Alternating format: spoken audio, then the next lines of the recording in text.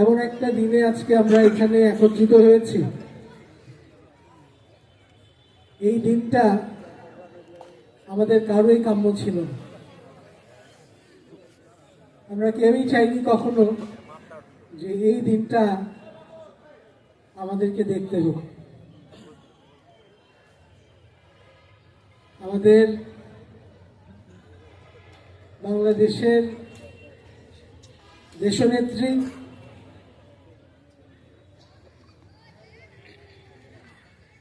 বেগম খালেদা জিয়া আজকে তিনি এমন কেউ নন যার সীমানা এবং পরিধি একটা দলের মধ্যে সীমাবদ্ধ। তিনি বাংলাদেশের অবিসংবাদিত নেত্রী, তিনি দেশনেত্রী।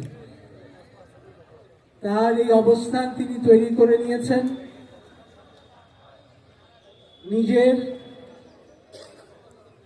এই রাজনৈতিক কর্মকাণ্ডে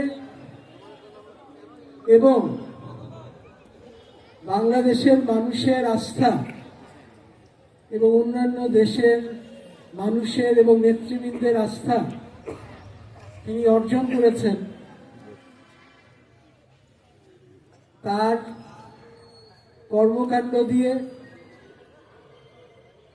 তার ব্যক্তিগত বৈশিষ্ট্য দিয়ে, তার সাহসিকতা দিয়ে,